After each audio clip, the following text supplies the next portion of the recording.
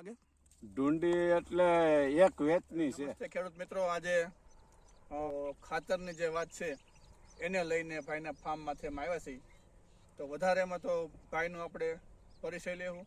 તો ભાઈ આપણો પેલા પરિચયમાં આપણું નામ આખું. અશ્વિનભાઈ પથ્થુભાઈ ડાભી, તમારું ગામ, ખીસા, તાલુકો, જિલ્લો. જિલ્લો અમરેલી, તાલુકો ધારી. હવે આપણો મોબાઈલ નંબર 9241 98 855. રેડી. હવે ભાઈ તો અશ્વિનભાઈ, તમે જે આ ખાતર નાખ્યું એ તમે કયું ખાતર નાખ્યું? શ્યામવેદ ખાતર નાખ્યું, બરાબર.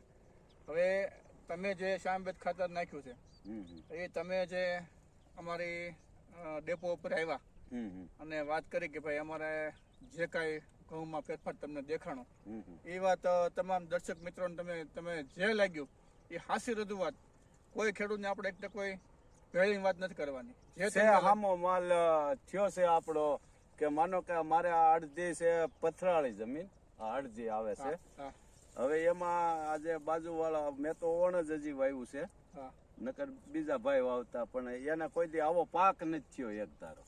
અને આપણને શ્યામવેદ નું અને બિયારણ બે વસ્તુ સારી છે, અને શ્યામવેદ નું પૂરેપૂરું આપણને 100% રિઝલ્ટ છે. કેમ કે આમાં નકર આવડો છોડવો જ ન થાય, આમાં કોઈ છોડવો આવડો છોડવો જ ન થાય. એને કારણ છે કે આ પથરાળી જમીન છે અડધી. હાવ પાણો કયો તો પાણો હળ મારો તો આ એક ધારો કે ગમે ત્યાં જાઓ, ગમે એ શેરીકો થી બધી એક ધારો જ છે. એક ધારા બધા. કેટલા વીઘાના ઘઉં છે? આ 5 વીઘાના ઘઉં છે. 5 વીઘાના ઘઉં. હા, 5 વીઘાના ચારે શેઠે એક હરખા, એટલે એક હરખા, કાંઈ ફેરફાર નહીં એમ. પછી તમે કીધું કે ભાઈ અમે આ 5 વીઘાના ઘઉં દર વખતે વવાતા, તો એમાં ખાલા ને એવું તમને લાગતું કે અમુક ખાલા એટલે અડધામાં અહીંયા ટાપુ હોય, એક અહીંયા ટાપુ હોય, અડધું ઓલી પણ પીડ્યું હોય ઓલા ખૂણા માથે, એમાં એટલે જ બધું હોય. આવડા ઘઉં હોય. આ તો બધે ગમે એ જગ્યાએ જાઓ, આ તો જરીક દતાળના ફોલ્ટે ઉભું રાખ્યું હોય ને ખાલું પીડ્યું હોય એ જ. બાકી એક ધારા એટલે થાળી ફેરવી લ્યો, એક ધારા ઘઉં એમ.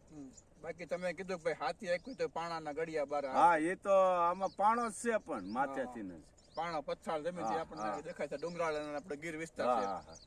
તો ઓણ ઘઉંની હાઈટ કેટલી છે? ઓણ છે લગભગ ઓછામાં ઓછી 4 થી 4 ફૂટ તો પાકી છે એમ. તમારે એટલે આવી જાય કમર ઉપડવા છે, કારણ કે મારી હાઈટ પૂરી છે તો મારે કમર ઉપડવા. હા, એટલે 4 ફૂટ તો પાકા છે એમ. 4 ફૂટ ના ઘઉં હોય જ. બરાબર. ઓણ જે ટાપા પડતા હતા એ ક્યાંય ટાપો નથી પડ્યો, અને 100% શ્યામવેદ નું રિઝલ્ટ આવ્યું છે આમાં. રિઝલ્ટ આવ્યું છે, હા, બરાબર. અને તમે જો વસ્તુ સારી લાગી હોય તો તમે ખેડૂત મિત્રોને શું કહેવા માંગો છો?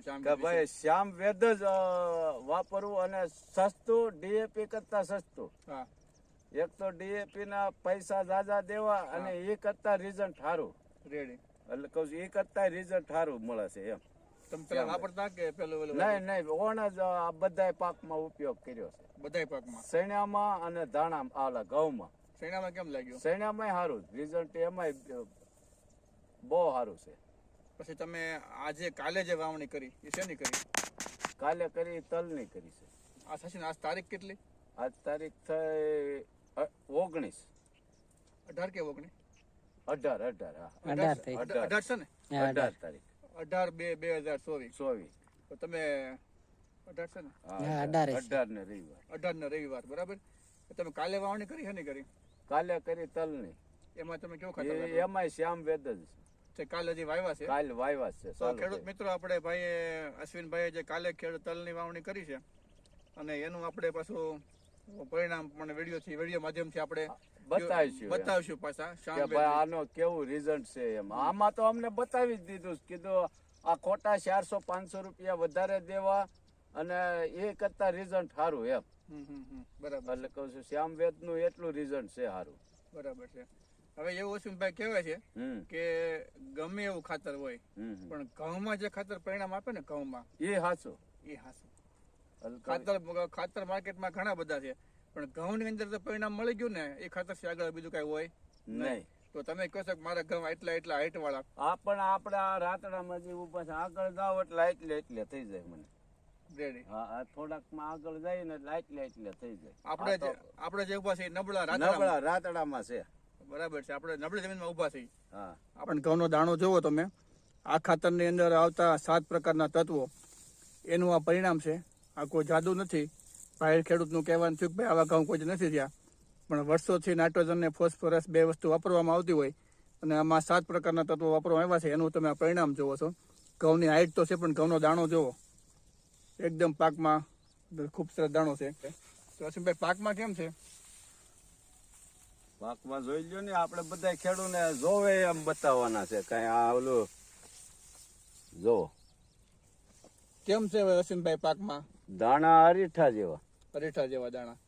એટલે કહું અને આનો અંદાજ વીઘે કેટલા ઉતરે એવું તમને લાગે છે? 60 મણ જેવું થાય. 60 મણ જેવું ઉતરી જાય નબળી જમીનમાં. નબળી જમીન, પાણા વાળી પથ્થર. પાણો છે આમાં. અને આવો 60 મણનો પાક તમે કોઈ લીધેલો? નહીં. કેટલા પાકામાં આવે? કેટલા મણનો આવે છે આમાં? ન્યાય વધીને 30-40 મણ થતા એને વાવતા એને છે. આમાં 40 મણ ઘઉં આપણે લેતા. હા. 60 મણનો આપણો અંદાજ છે. 60 મણનો અંદાજ છે નહીં. થાય 60 મણ થાય. 60 મણ ઉપર ખરાય, હેઠા નીચે નહીં. નીચે નહીં. હવે જે આપણે આ ઘઉંનો પાક જોયો અને એનો સાઈઝ જોયો, મેં કીધું ભાઈ અમારા ખાતરમાં સાઈઝ, શાઇનિંગ અને વેઇટ અને માલની લાઇટ, આની સાઈઝ એટલે આની કેવડી મોટી સાઈઝ થઈ અને લાઇટ માલમાં અમે જે કંપનીએ કીધું એ પ્રમાણે તમને લાગે છે આમાં સાઈઝ ને બધું આ દાણો જ કે છે ને, પણ આ પેપડા જેવા દાણા થયા છે. બરાબર છે. એટલે આમાં આપણે અમે કીધું ભાઈ અમે સાઈઝ મોટી થાય, લાઇટિંગ આવશે અને વજનમાં પણ મોટો દાણો થાય. તમને એ પ્રમાણે છે? હા. તો ખાલી ખાતર ફેરવવાથી 40 મણ ઘઉં થતા હોય એની જગ્યાએ 60 મણ ઉપર 60 મણ ઉપર અશ્વિનભાઈ કહે છે 60 મણ ઉપર ઘઉં આમાં થાય તો વીઘે 20 મણનો ફેર નબળી જમીનમાં, પથરાળ જમીનમાં. તો શું કરવું એ આપણે વિચારવાનું કરવું છે. તો ક્યારેક નવી નવી ટેકનોલોજી હોય, નવું સંશોધન હાલતા હોય તો જ ઉત્પાદન લઈ શકવી. બરાબર ને?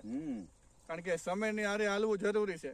નવું બધું આવતું હોય, નવી સંશોધન થતું હોય, બિયારણમાં છે, દવાઓમાં છે, ફર્ટિલાઇઝરમાં છે. બરાબર છે. બિયારણમાં કેમ રહ્યું? બિયારણ સારું, કોઈ માળિયું નથી, કાંઈ નહીં, એક જ ધારું થાળી ફેરવી લ્યો ની. બરાબર. અશ્વિનભાઈ, તમે આજે બિયારણની વાત કરી કે બિયારણમાં માળ ઘઉંમાં નથી, તો તમે બિયારણ ક્યાંથી લેવા હતા? ચેતનભાઈ કેળાની હતી. ચેતનભાઈ કેળા, આપણે ધારી કેશવ કૃષિ સેન્ટર વાળા, એની પાસેથી બિયારણ લેવાનું. ખાતર ત્યાંથી જ લીધું. ખાતર ત્યાંથી જ લીધું છે. શ્યામવેદ. બરાબર છે. તો તમને બિયારણમાં સંતોષ કે નહીં? બધાયમાં સંતોષ. ખાતર ને બિયારણમાં બેયમાં. ઘઉંમાં મોટે ભાગે માળ હોય છે, આમાં કઈ માળ નથી. માળ વગરના ઘઉં છે એટલે બિયારણ સારું. બિયારણ સારું. બરાબર છે. અને તમે ખાતરમાં તમે પેલું વાવ્યું છે અને તમને સારું લાગ્યું છે અને તો તમે અમારી કંપનીને એ તમને ભલામણ છે કે સારું લાગ્યું હોય તો 5 ખેડૂતને વાત કરો કે ન કરો? કરવી જ ને, કેમ ન કરવી? ભાઈ એક તો સસ્તું પડે અને સારું પડે, 2 વસ્તુ થાય ને, પાકે સારો થાય અને વસ્તુ આપણને સસ્તી પડે, 2 વસ્તુ થાય ને. બરાબર. 400-500 રૂપિયાનો ફેર પડે છે. બરોબર. તો અશ્વિનભાઈ, તમે તમારો કિંમતી ટાઈમ આપ્યો, તમારો ખૂબ આભાર ભાઈ. આ ડુંડીની સાઈઝ કેમ છે? ડુંડીની સાઈઝ મોટી હો. આ જોતા જ દેખાય છે. અને દાણો ભરાવદાર, ડુંડી ભરાવદાર. આ વિસ્તારમાં ખાતર કેવું વપરાય છે? શ્યામવેદ. શ્યામવેદ ઘણું સારું થઈ ગયું છે. જેમ મીડા વાપરવા એમ અનુભવ થતો જાય ને, 5 જણાને કે ભાઈ આવડો આ જ લેજો એમ, કેમ કે સસ્તું પડે અને સારું પડે એમ.